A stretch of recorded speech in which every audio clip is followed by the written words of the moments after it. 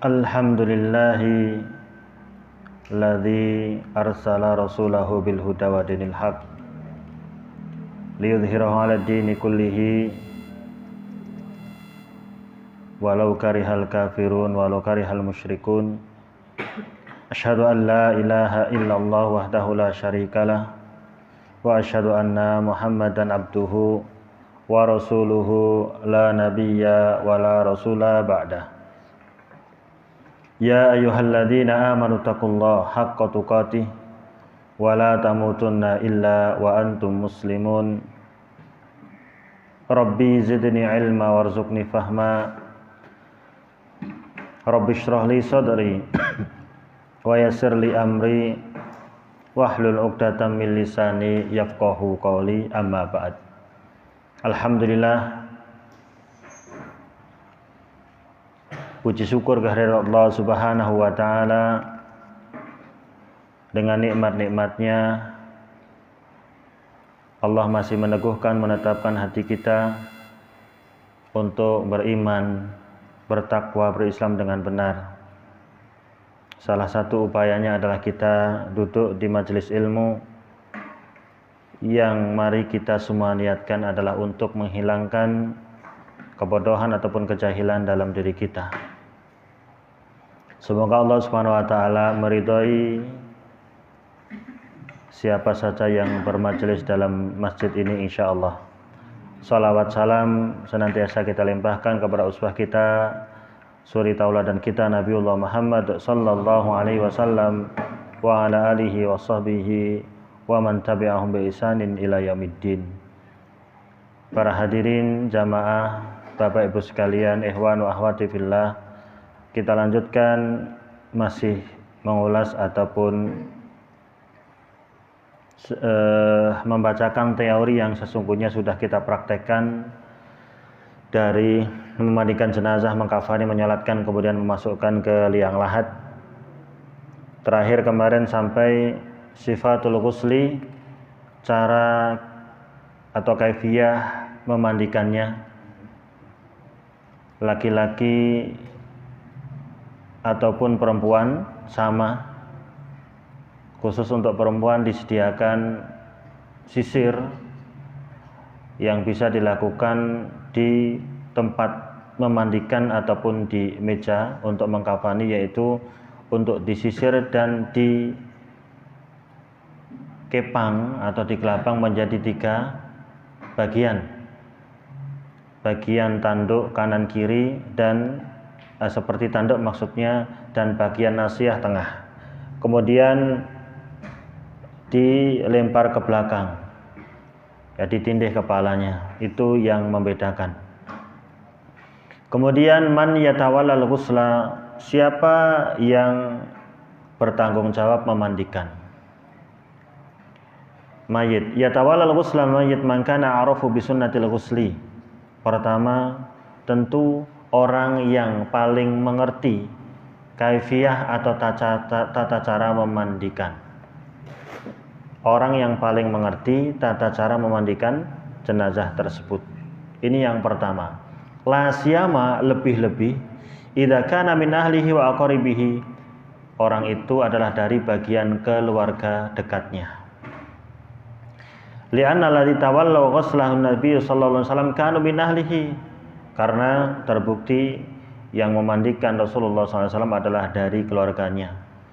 Contohnya sahabat Ali, Al-Abbas ini pamannya, kemudian Al-Fadl bin Saleh maula Rasulullah sallallahu alaihi wasallam. Paling tidak ada 4 yang memandikan Rasulullah sallallahu alaihi wasallam. Yang sedikit kemarin sudah kita kutip bahwa terjadi perselisihan di antara para sahabat yang memandikan itu.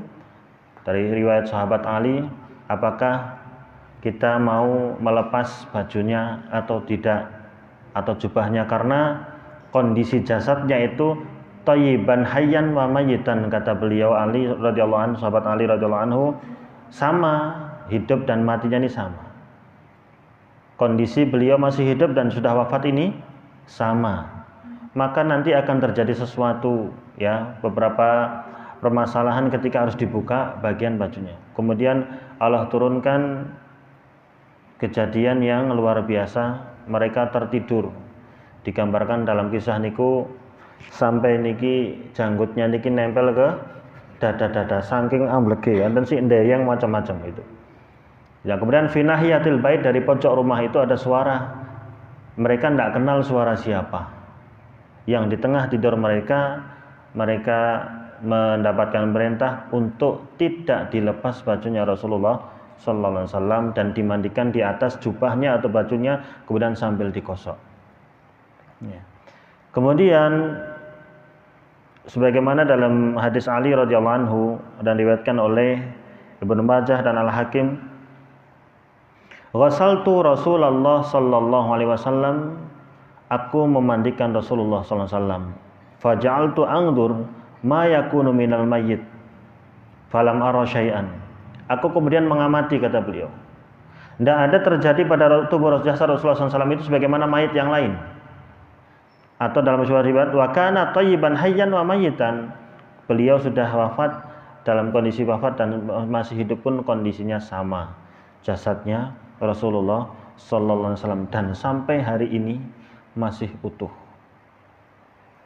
Karena Allah mengharamkan bumi untuk menghancurkan jasad Rasulullah sallallahu alaihi wasallam. Wa yajibu ayatawalla ghusla dzakar ar-rijal. Ini kemarin juga sudah kita singgung, yang wajib memandikan orang laki-laki ya orang laki-laki. Wal unsa an-nisa, perempuan juga perempuan. Wa istasna min dzalik az-zaujani fa innahu yajuzu likullin minhuma, kecuali antara laki dan perempuan ketika itu antara suami istri, maka masing-masing boleh memandikan. Istri boleh memandikan suami, suami boleh memandikan istri. Demikian juga ketika masih hidup, boleh mandi satu kamar mandi, sebagaimana yang dilakukan Rasulullah sallallahu alaihi wasallam. Ya. Misalkan kalau sudah gemuk-gemuk niku nek cok arak ngosoki awake niku cok angel. Gitu, niku tulung digosokke. Ya, tapi dalam hal ini juga hati-hati, karena mungkin ada anak, ada cucu, harus lebih hati-hati. Wong masuk kamar saja, anak yang sudah mulai balik, ada 3 waktu yang tidak boleh. Kapan? Habis isya, kemudian habis zuhur dan menjelang subuh. Itu tidak boleh, harus izin. Pembantu gimana? Pembantu boleh sebatas dia membersihkan. Ya. 3 waktu ini supaya mereka minta izin. Artinya boleh selain 3 waktu itu anak masuk ke kamar orang tua. Ya. Kalau dalam 3 waktu itu alasannya apa? Dijelaskan dalam tafsir Ibnu Katsir itu karena orang tua kalau pas siang hari itu beristirahat, kadang-kadang kan buka baju. Malam hari sebagaimana hajat antara suami istri, nanti pagi harinya nanti belum siap menutup aurat dan sebagainya, maka anak harus izin ketika dia sudah balik. Ya, kalau sudah umur 5 tahun, 6 tahun, kelas 1 diajarkan untuk tidur sendiri. Ya.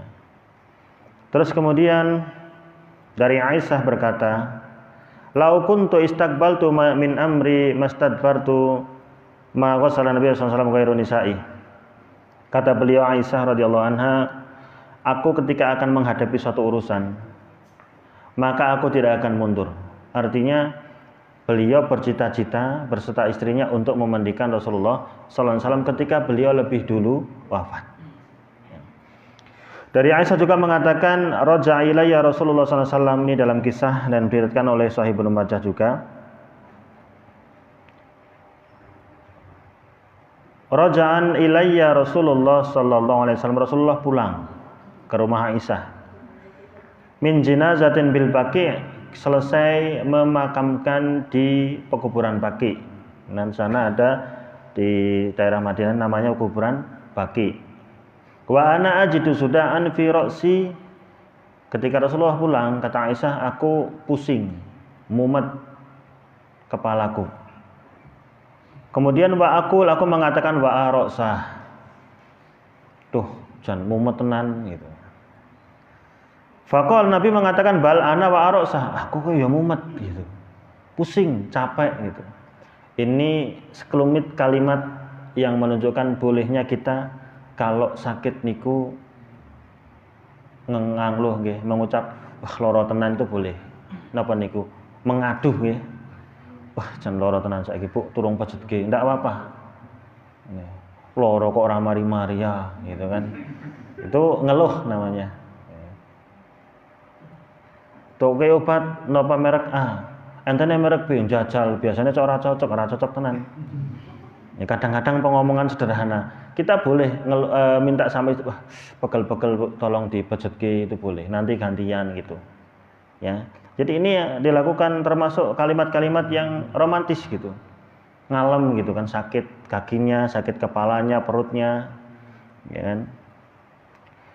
Ma durruki. Nah, Rasulullah kemudian mengatakan, apa yang membuat kamu berat, laumiti qabli, seandainya engkau meninggal dulu, faqasaltuki wa kafantuki, aku akan memandikan kamu, akan mengkafani kamu, summa sholaitu alaiki wa dafantuki, kemudian akan aku sholati dan akan aku kuburkan. Cita-cita wani kowe niku oleh garwane sampean dhisik wae.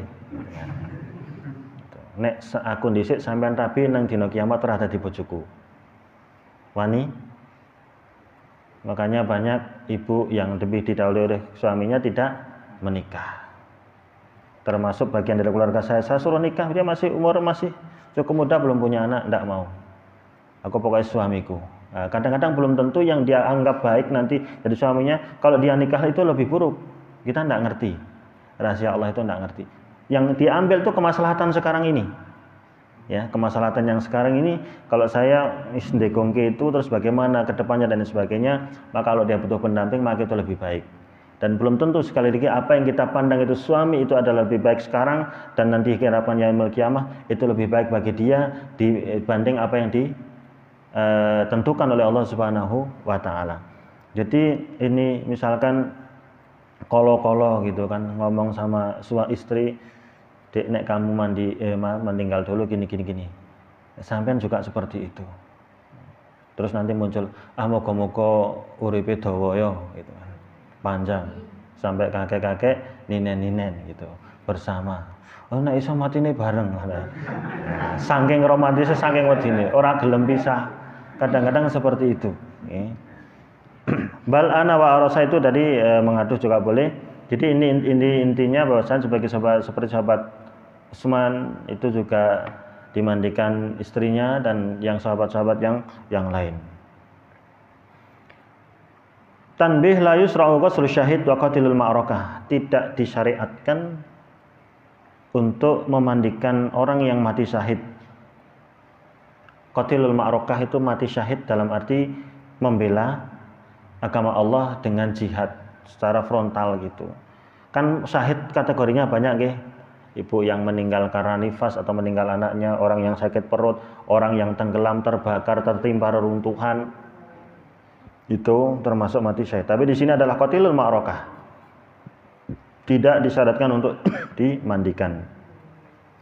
Dikuburkan apa adanya dengan pakaiannya. Yang ada darah itu tidak usah diusap, nanti akan dibangkitkan dalam kondisi seperti itu. Dan itu luar biasanya. Kenapa? Karena di sana dia hidup. Allah berikan rizki. Kalau jenazah orang yang tidak mati syahid, orang beriman, Allah kembalikan lagi ke bumi. Jadi di sini dimandikan, dikafani, disolatkan, dibawa ke alam mana? Ke kuburan. Ini jasad ini, ruh ini naik. Setelah dia siap di lahat atau syak, Allah kembalikan ruhnya. Lah ruh orang yang mati syahid itu di mana? Di paruh-paruh burung yang berwarna hijau. Ya, ada sangkut pautnya dengan arsy dan surga. Nanti ketika dia di hadapan Allah minta untuk dikembalikan lagi, hidupkan saya akan mati syahid lagi, akan membela agamamu, tapi tidak bisa. Ini menunjukkan apa? Mereka di sisi Allah Subhanahu wa taala apa? Hidup. Yurzakun, diberikan rizki. Ya. Jadi itu keistimewaan orang yang mati syahid. Kata Rasulullah SAW, idfanuhum fi dimaihim, kuburkan dia dalam kondisi masih berdarah-darah. Ya. Yakni yauma Uhud, ketika itu perang Uhud, walam yughsilhum, dan tidak dimandikan dan dianjurkan dikubur di mana dia meninggal ataupun di medan peperangan itu sendiri. Dah itu singkat atau sekilas tentang catatan-catatan penting tentang memandikan jenazah. Sampai sini ada yang belum jelas?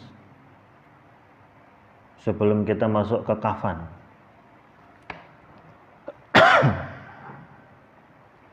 Baik, kita lanjutkan. Al-kafan, bagaimana cara kita mengkafani jenazah?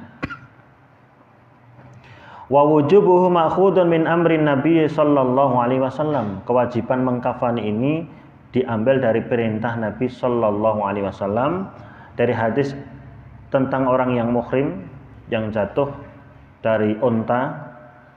Kata Nabi, iksilu bima'in wasidrin, mandikan dia dengan air dan daun bidara. Semua perintah mengandung kewajiban, kecuali ada musharif yang memalingkan dari kewajiban itu. Setiap perintah Allah dalam syariat, setiap perintah Rasulullah SAW dalam syariat itu hukumnya wajib. Dan yang meninggalkan meninggalkan berdosa. Kecuali ada musharif yang memalingkan dari kewajiban itu, sehingga misalkan dihukumi jadi sunnah. Wa kafinuhu fi thawbaini, dan kafani dia dengan dua pakaian. Kalau muhrim, orang yang berihram apa? Kan pakaiannya dua nggih, atas bawah. Itu yang untuk mengkafani dia. Kan sudah putih. Jenisnya ya bisa kayak gitu kan, modelnya kayak handuk supaya enggak panas. Ya. Atau sejenis kain katun. Naik kain kafan kita itu jenisnya apa itu? Kasar-kasar kayak gitu apa namanya? Belaco kan? Bisa katun, bisa model anduk. Kalau pakaian ihram sekarang itu kan kayak anduk itu. Ya. Wal kafanu au thamanuhu min malil mayyit. Kafan atau uangnya yang untuk beli itu dari harta mayit. Walau lam yukhallif ghairuh, sekalipun tidak ada yang ditinggalkan kecuali memang kafan itu atau sesuatu yang cukup untuk membeli kafan. Jadi itu yang didahulukan. Ahli warisnya tidak dapat apa-apa. Prioritaskan untuk harta yang dia tinggalkan adalah untuk beli kafan dia. Ini kadang yang kecil seperti ini, remeh seperti ini orang tidak memperhatikan. Ya kan? Misalkan orang duwe popo itu. So, nanti ada kisah Mus'ab yang tidak punya apa-apa. Pakaiannya nggak bisa menutupi seluruh tubuhnya ketika beliau wafat. Ya, ini menunjukkan saking pentingnya kita ketika orang meninggal tanya sama ahlinya. Barangkali kita nanti diamanai, tanya sama keluarganya. Dia punya apa? Oh, gadah ini kok Pak Mento, jual ke Mento. Mento apa? Kambing, ayam, dijual ke itu. Kalau memang adanya itu, diupayakan. Istrinya sugih gitu kan, itu lain. Ya, sesuatu yang sunnah maka lebih afdal sesuai dengan perintahnya. Li hadis Khobab bin Al-Arad, hadis Khobab bin Al-Arad qol, dia mengatakan hajarna ini kisahnya cukup panjang. Kata Khobab bin Al-Arad, hajarna ma'an Nabi SAW, kami berperang berjihad bersama Rasulullah SAW, kata Khobab bin Al-Arad. Naltami subhanallah, di situ kami mencari ridho Allah, ikhlas. Faqa ajruna 'ala Allah, maka Allah telah memberikan pahalanya kepada kami. Faminna man mata lam ya'kul min ajrihi syai'an, sebagian dari pejuang itu, tentara-tentara pada saat itu meninggal belum menikmati hasil perang. Kalau dulu hasil perang kan dapat, Rasulullah itu kaya sekali kalau habis dapat ghanimah. Ya.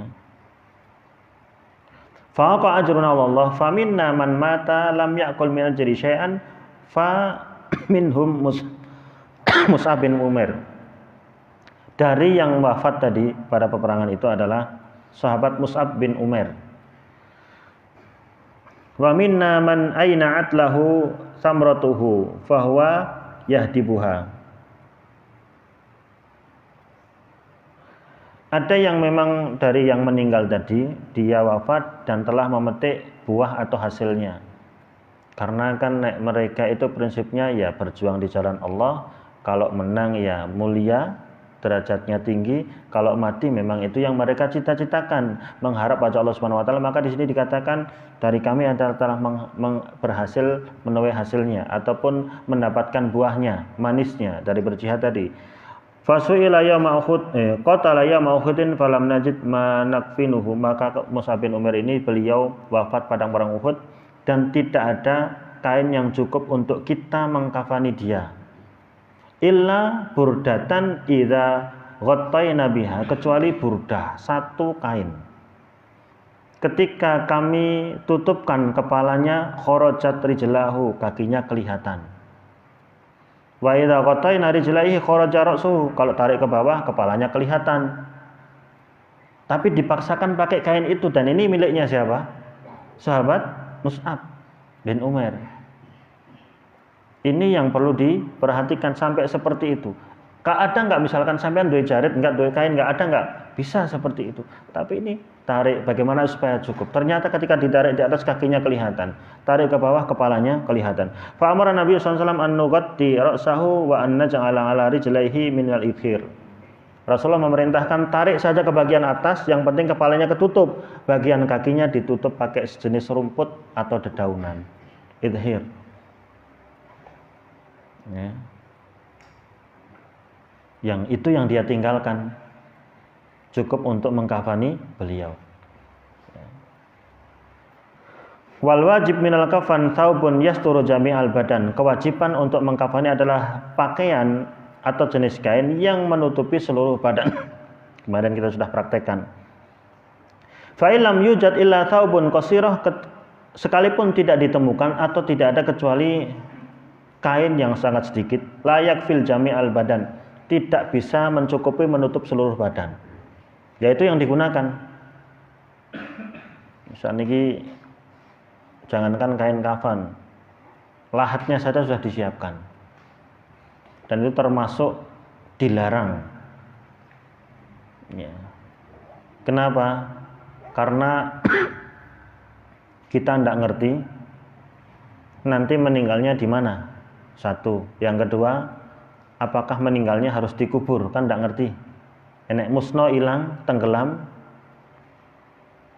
Ya. Dan itu kayak setengahnya menebak gitu. Kalau dalam fatwa yang panjang, cukup panjang dari khilaf para ulama di situ, ketika kita baca, kenapa orang itu dilarang untuk membuat makam dulu? Pertama, tidak ngerti kita tinggal mati di situ atau enggak.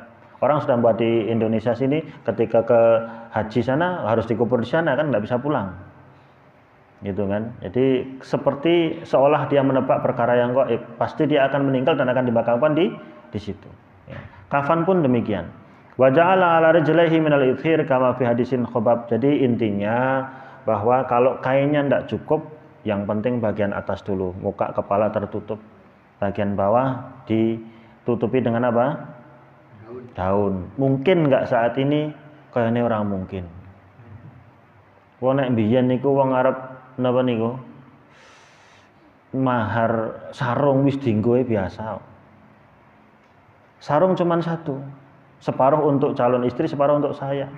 Nanti kalau kamu dipakai sama istri, kamu nggak ora sarungan gitu kan. Akhirnya diperintah sama Nabi suruh pulang. Nggak apa, cari di dalam rumah. Besi apa kayak dia yang bisa untuk dibentuk dengan cincin, nggak ada. Kamu bisa baca Quran? Bisa. Kemudian suruh baca Quran. Nah, dihalalkan dengan seorang wanita yang tadinya minta dinikahi sama siapa? Rasulullah SAW. Rasulullah nggak mau. Ini saya aja yang didaftarkan. Nggak punya apa-apa, spontan dia semangat. Nih. Tapi cara ini nak wong nikah niku nggawa rizki. Istri bawa rizki sendiri, anak bawa rizki sendiri. Dulu belum nyekolahin anak, biasa aja kayak gini sekolah. Sekarang anak sekolah biasa kayak gini dan bisa untuk sisihkan untuk anak. Anaknya lulus ya podo ra iso nyelengi. Ya kan? Karena rizki anak dipahami betul Pak Ninggih mboten. Sani kan podo mondo, anake wis mentas kabeh ya podo ae. Ora tambah tuku pesawat, nomor mboten to. 1 bulan untuk anaknya 1 juta, anaknya lulus ora iso nyelengi 1 juta. Kenapa? Ini logikanya tidak nyondak itu, karena memang itu jatah untuk anak. Anak lahir bawa rezeki, kita nikah istri bawa rezeki. Ya, kita nikah semua, nggih.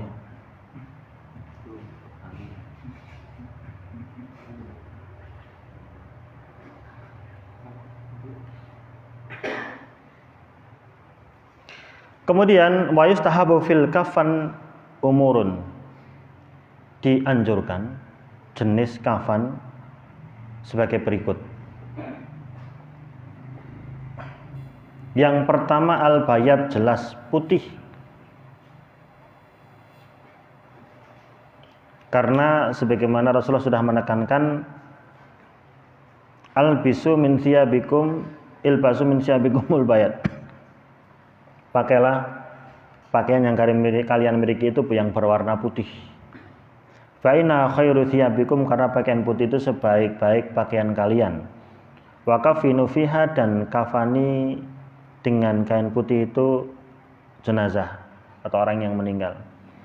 Ini menunjukkan laki perempuan boleh pakai pakaian putih. Ya. Apakah wanita harus gelap? Tidak. Yang penting tidak menyebabkan sesuatu yang mengundang perhatian. Ya kan? Pakaiannya sih betul gelap, coklat misalkan, tapi belakangnya itu gambar bunga gede gitu kan. Wong ngematke, akhirnya ngematke yang lain. Gitu. Jadi mau putih, misalkan putih agak transparan kelihatan, ya ganti, jangan yang putih. Masalah gelap atau tidak, misalkan ada motif-motif bunganya sedikit, yang penting tidak mengundang perhatian orang laki-laki di situ, maka diperbolehkan, termasuk pakaian yang putih. Karena itu sebaik-baik pakaian yang kalian miliki. Ini ada khibaroh. Khibaroh itu putih tapi kayak gini motifnya, dominan putih tapi ada jaret-jaret, garis-garisnya. Yang kedua, kaunuhu salasata aswab, dan 3 lembar. Kemarin sudah 3 lembar yang diukur sejajar, ukurannya sama. Misalkan 3 meter semua, laki atau perempuan. Nah, kalau perempuan yang sejajar berapa? 2 lembar. Yang 3 di dalam untuk sarung izar, tapi yang kedua baju kurung, yang ketiga jilbab. Nih. Dan kemarin paling simpel jilbabnya itu dikeruak seperti itu, digunting yang bagian depan, supaya lebih kenceng, lebih mudah.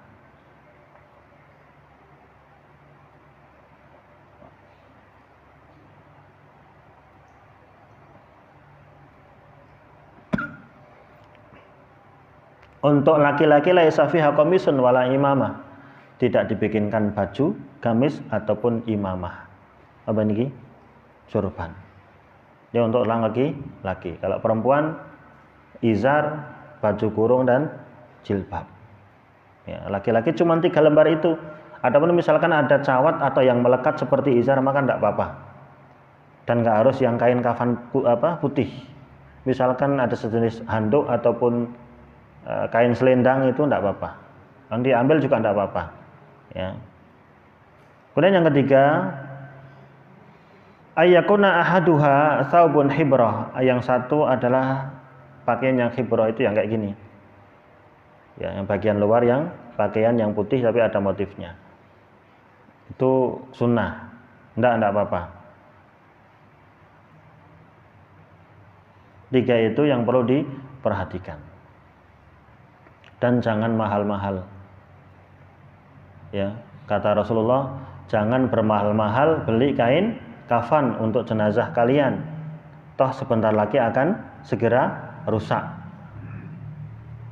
Barangkali kalau kita praktekkan dalam kehidupan kita, nek beli sesuatu yang mahal-mahal, yang sesuatu yang mungkin mau kita musnahkan, mau kita buang, ya ndak usah. Itu. Rokok saniki larang. Bar niku arep disulet, buang. Rasah tuku sing larang.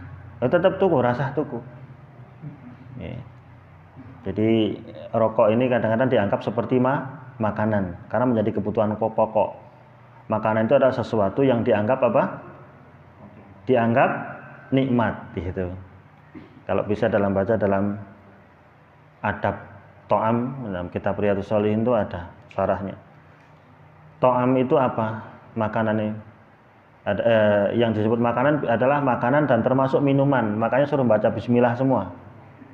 Kita makan baca bismillah, minum nggak baca bismillah. Makanan itu tidak sesuatu yang kita makan, yang kita kunyah. Tapi apa yang bisa kita menikmati di mulut ini namanya makanan. Termasuk rokok misalkan. Kalau orang sudah menikmati maka dianggap makanan. Makanya rokok membatalkan puasa. Nek ngerokok orang batal ke poso, wong salat iso karo ngerokok. Maka dianggap membatal. Kenapa? Sesuatu yang sudah tidak nikmati. Ya. Maka itu kalau memang itu layak gitu kan, maka tidak boleh bersandar, baca bismillah. Yang ngerokok kudune baca bismillah. Dan nggak boleh pakai tangan kiri. Ini seandainya memang layak. Kalau dianggap sesuatu yang layak, sesuatu yang kita nikmati belum tentu satu hal yang layak dan boleh kita kerjakan. Terus kemudian yang selanjutnya, dah sampai mengkafani ada yang belum jelas, termasuk yang praktek kemarin, memandikan, mengkafani jelas nggih. Yang tidak mengikuti memandikan dan mengkafani bisa dibuka di niki mangke takon kali admine. Tanya di mana saya harus buka itu, atau yang lainnya banyak kok. Yang kita contohkan, kita praktekkan di sini adalah paling sederhana, paling mudah.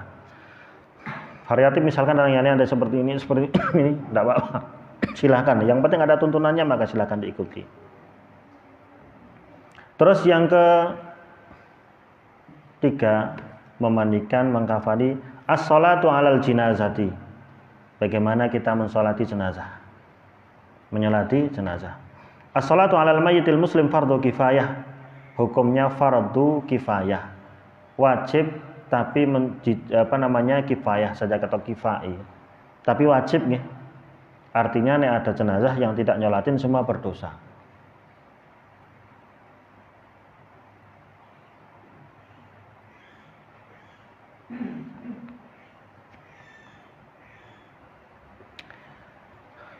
Siapapun dia, yang penting dia muslim. Dia punya dosa, biarin. Ya.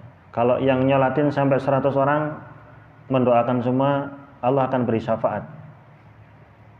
Kalau cuma minimal 40 orang, asal tidak syirik gitu kan. Artinya, sing nyolatin cuma 40 orang, ning wong 40 orang itu wong apik, wong militan kabeh. Tidak menyekutukan Allah, tidak berbuat syirik, itu akan menjadi syafaat doanya itu, akan Allah buktikan. Artinya nek bisa kita jenazah kita itu yang nyolatin itu orang banyak. Kalau 100 orang secara umum mendoakan semua illa syufiyu, pasti akan diberikan syafaat sama Allah. Syafaat kebaikan. Dan syafaat macamnya banyak, di antaranya adalah syafaat masuk dalam surga atau syafaat diampuni dosa-dosanya. Ya, kalau 40 lam yusriku billah, 40 orang ini tidak menyekutukan Allah. Saat ini wong janji karo Allah niku luar biasa. Mau mendatangi sesuatu itu sholat dulu 2 rakaat, sholat kajat gitu kan. Iya karena butuh, wa iya karena stain. Hanya kepada aku meminta dan beribadah dan meminta. Setelah itu minta sama yang lain. Kan payah itu. Baru berjanji kemudian dia ingkari sendiri karena saking tidak pahamnya. Dan arti iya karena butuh itu adalah luknya ataupun ruhnya dalam Al-Fatihah itu. Di iya karena butuh, wa iya karena stain. Karena ada kalimat hanya kepadamu, hanya kepada Allah. Berbeda dengan kita mengatakan kepada Allah aku menyembah. Mungkin nggak menyembah yang lain. Kepada Allah aku meminta. Mungkinkah minta yang lain? Mungkin. Tapi kalau kalimat sudah hanya kepadamu aku meminta, berarti nggak minta sama yang lain. Bahasanya dalam. Saking nggak pahamnya. Keluar dari situ aktivitas minta sama yang lain. Minta pertolongan sama selain Allah Subhanahu Wa Taala. Ya. Maka kalau 40 ini orangnya bersih, betul-betul mentauhidkan Allah Subhanahu Wa Taala, yakin akan menjadikan syafaat kepada orang yang dia doakan. Karena sholat jenazah itu dibawa kepada mana? Doa. Sholat menurut bahasa doa. Menurut istilah aktivitas yang diawali takbiratul ihram diakhiri dengan salam, 2 salam. Maka takbiratul ihram kalimatnya dan salamnya itu dimasukkan dalam rukun sholat. Nek sholat nggak ngucapin takbiratul ihram, nggak ngucapin salam, nggak sah sholatnya. Maka ketika Rasulullah SAW sholat, siapa itu? Wanita penyapu masjid itu kan? Meninggal, beliau nyolati. Kenapa kok di kuburan? Dia adab kuburannya menghadap ke arah kiblat, karena di situ nggak ada proses rukuk sujud. Ulama menerangkan itu apa? Dibawa kepada makna doa. Kan kemarin semua tanah muka bumi ini, kelebihan yang diberikan kepada Nabi tidak diberikan kepada umat sebelumnya, bahkan kepada Nabi sebelumnya adalah diantaranya Ju'ilat liyar'adu masjidan wa tahuran. Tanah ini dijadikan untuk Nabi Muhammad dan umatnya sampai nanti hari kiamat, bisa untuk sujud sah. Masjid itu tidak harus dibuat seperti ini, tapi masjid adalah boleh sujud di situ. Di mana tempat? Wa tahuran, dan tanah ini bisa untuk bersuci. Illal makbaroh wal hamam, kecuali kuburan dan kamar mandi. Nah, Nabi kok nyolatin wanita penyapu masjid itu, orang tua itu di apa? Kuburan, karena itu mendoakan. Sholat itu artinya doa. Makanya kalau jenengan baca, itu ada khilaf para ulama. Kalau gitu boleh nggak kita ndak wudhu sholat jenazah? Ada yang mengatakan boleh, ada yang mengatakan tidak. Afdaliyahnya, wallahu alam, adalah wudhu. Ya. Dan tidak ada yang disolatkan di kuburan sama Nabi kecuali wanita tadi. Kenapa? Wanita ini meninggalnya malam hari. Ketika itu dimandikan, diselesaikan sendiri oleh para sahabat. Mereka tidak bangunin Nabi. Mereka anggap apa?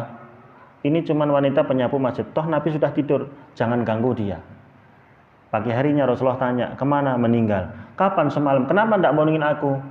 Karena Rasulullah lagi tidur, khawatir mengganggu. Bayangkan Nabi tidak meremehkan perkara yang sepele. Yang sahabat menganggap itu meng tukang sapu. Tapi Rasul langsung, mana kuburannya? Dia mendoakan sholat di situ. Ya, jadi la tahqiranna minal ma'ruf, jangan sekali-kali kita meremehkan perkara yang kecil. Ya, kehilangan tukang bersih-bersih masjid mon repot. Gimana? Kadang-kadang ada tukang bersih masjid yang sudah ditetapkan di situ. Kita melihat sesuatu kotor di luar masjid, di dalam masjid, kadang-kadang tidak kita respon, nggak kita ambil. Karena kecil-kecil makan jajan di situ. Orang datang ke masjid, ki anake sopo to ki? Kulit atau plastik dibuang di sini. Enggak diambil, mek diaru-arui, selesai enggak masalahnya? Sudah kesempatan berbuat baik hilang, dia ngomongin meni anake sopo gitu kan. Harusnya kan diambil. Yakin Pak, ikhlas nyapu masjid luar biasa. Satu bulir kotoran itu melalui satu berkah. Satu kebaikan dibalas dengan berapa? 10 kebaikan. Jadi respon, ada tukang masjid, sapu masjid, enggak usah harus ditelepon, ki ada kotoran ayam depan masjid, tolong ke sini. Enggak usah, selesaikan, kesempatan. Nabi enggak meremehkan perkara yang demikian. Cuman orang tua, tukang sapu masjid, sisa umurnya digunakan untuk membersihkan masjid Nabawi. Jangan meremehkan perkara yang sesungguhnya mudah. Kadang kita gengsi. Jangan kroso mboten, misalkan maem permen, di situ buang satu bungkus permen, kroso mboten niku. Krosone salah mboten kira-kira. Kalau sudah terbiasa kita di pasar makan permen cek gitu, kroso Pak, dicaku, buang di rumah nanti. Dan kadang-kadang itu kita termasuk bagian orang yang membuat orang itu sepet. Ya, makanya termasuk kebaikan adalah yang paling ringan, contohnya imatatul adza anit thoriq, menyingkirkan sesuatu yang mengganggu. Termasuk mengganggu pandangan ya sampah itu. Makanya kalau sampah itu jadi musibah nak dilanggar, iya karena Nabi sudah memerintahkan. Disingkirkan. Nah, sing lucu lagi di tempat disingkirkan untuk seblak ketok, ora di engkrak, ora digeruk, wong luar biasa niku. Iki nggih enten niku. Kita ambilin. Habis orang nyapu, Ustaz sapu ini kok dijikui, sampean salah. Saya itu enggak nyapu gampang, tapi saya bersih-bersih. Wong nyapu belum tentu resik. Niku wis tak sapu Mas, nggih kula ajeng bersih-bersih mboten ajeng nyapu. Ya, jadi biasa kita praktekkan, kita ringan tangan ya. Apa sih ngomong ki aja nglakoni iku. Kita berusaha. Hati-hati dengan yang kita omongkan, kita akan diminta pertanggungjawaban. Ya. Tapi memang betul, kalau sudah terbiasa ada sampah sedikit saya depan masjid, kita ambil mesti. Nggak usah kita lewati, kita haruh-haruh tok gitu, nggak penting itu. Kita ambil, kita selesaikan. Ya. Kemudian yang selanjutnya, ketika Rasulullah SAW dari Zaid bin Khalid al-Juhani tentang sholat ini, anna rajulan min ashabina sallallahu tufiya yauma Khaibar, ada satu sahabat yang ikut perang Khaibar kemudian mati, wafat, meninggal. Fadzakaru dzalika li Rasulillah sallallahu alaihi wasallam, kemudian dilaporkan kepada Rasulullah SAW untuk mensolatkan. Apa kata Nabi? Sallu ala sahibikum, wis kono salatono. Nabi enggak mau nyolatin. Tapi Nabi sallu ala sahibikum, disyaratkan untuk diperintah untuk sholat. Sekalipun Nabi tidak nyolatin. Fataqayyarat wujuhun nas lidzalik. Orang itu heran semua. Berubah wajahnya. Kok Nabi seperti itu? Ini orang meninggal. Fadzakaru dzalika faqal inna sahibakum mughalla fi sabilillah. saudaramu yang meninggal ini dia curang. Ada yang diambil dari harta rampasan perang. Fafatashna mata'ahu fawajadna khorazan min khorazil yahud la yusawi dirhamaini. Dibuktikan sama sahabat. Kita cari, kita buka tas atau bekal dia, ada apa di dalamnya kantong itu? Ternyata ada kain, semacam kain yang disulam, dibordir gitu. La yusawi dirhamaini, yang harganya tidak mencapai 2 dirham.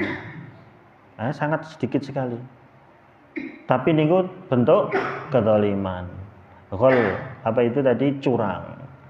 Jadi kurung dibagi kali Nabi niku wis nyimpen saking senenge. Itu pakaian model Yahud yang di sulam itu dari Yahud. Tergiur, dia senang, dia simpen dulu. Ternyata dia meninggal. Salatkan. Ini di sini yang perlu digarisbawahi, Nabi merintahkan untuk disolatkan. Untuk disolatkan. Termasuk orang yang punya utang ya disyaratkan untuk disolatkan. Sekalipun dia meninggalnya mati syahid, kalau dia punya utang, itu yang utang itu tidak bisa digugurkan dengan mati syahid. Yang lainnya bisa semua. Kalau utang tidak bisa. Ini menunjukkan beratnya hak Adam. Utang berapa rupiah pun, kalau belum selesai, dia mati dalam kondisi mati paling tinggi derajatnya pun mati syahid, maka tidak bisa digugurkan dengan mati syahid tadi. Ya, artinya berat. Makanya ketika Nabi SAW banyak kisah mau menyolatkan, punya utang enggak ini? Punya. Ada yang mau menyelesaikan enggak? Kalau ada saya mau sholatkan. Termasuk Qatadah ketika itu mau selesaikan. Besok ditanya, dibayar urung wi? Wis tak sholatkan dah. Sampai hari kedua dibayar belum? Belum. Sampai hari ketiganya sudah, Nabi enggak tanya lagi. Saking perhatiannya. Selesai dia nyolatkan, siapa yang mau nanggung dosa dia? Sahabat tadi ditanya, besok sudah bayar belum? Belum. Besoknya lagi belum. Saking khawatir. Ya, wallahu alam bishawab. Itu baru mukadimah tentang menyolatkan jenazah. Itu yang bisa kita kaji pada kesempatan kali ini. Wallahu alam kurang lebihnya. Kebenaran semata hidayah dari Allah Subhanahu wa taala, kekurangan dari saya dan astagfirullah. Kepada jamaah sekalian saya mohon maaf yang sebesar-besarnya. Mari kita akhiri, subhanakallah bihamdik, asyhadu an la ilaha illa ant, astaghfiruka wa atubu ilaik. Assalamualaikum warahmatullahi wabarakatuh.